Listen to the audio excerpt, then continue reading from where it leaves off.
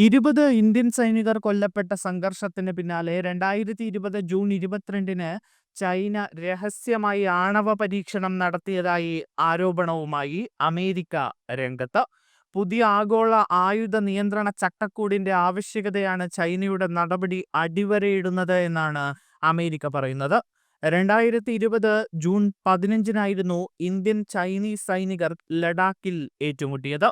20 Indian സൈനികരും 35ഓളം Chinese സൈനികരും അന്ന് കൊല്ലപ്പെട്ടു.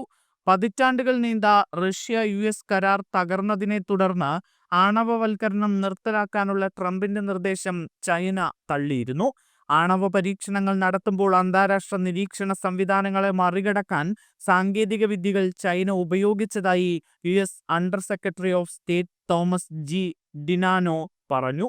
നൂറുകണക്കിന് ടൺ ആണവ സ്ഫോടന പരീക്ഷണങ്ങൾ ഉൾപ്പെടെ ചൈന നടത്തിയെന്ന ഗുരുതരമായ ആരോപണമാണ് ഇപ്പോൾ അമേരിക്ക മുന്നോട്ട് വെക്കുന്നത്.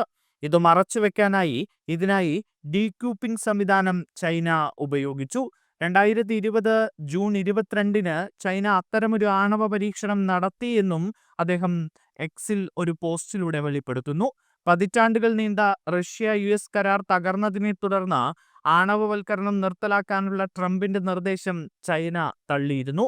ആണവ പരീക്ഷണങ്ങൾ നടത്തുമ്പോൾ അന്താരാഷ്ട്ര നിരീക്ഷണ സംവിധാനങ്ങളെ മറികടക്കാൻ സാങ്കേതിക വിദ്യകൾ ചൈന ഉപയോഗിച്ചതായിട്ടാണ് US under secretary of state Thomas G DiNanno പറയുന്നത്.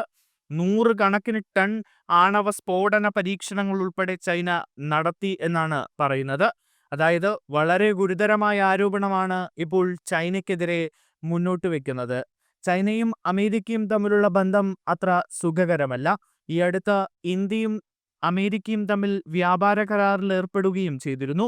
അന്താരാഷ്ട്ര തലത്തിൽ തന്നെ വലിയ ചർച്ചയായി മാറിയിരിക്കുന്ന ഒരു സാഹചര്യത്തിൽ കൂടിയാണ് ഇപ്പോൾ ചൈനയ്ക്കെതിരെ ഗുരുതരമായ ആണവ പരീക്ഷണങ്ങളുടെ വെളിപ്പെടുത്തലുകളുമായി അമേരിക്ക രംഗത്തെത്തുന്നത്.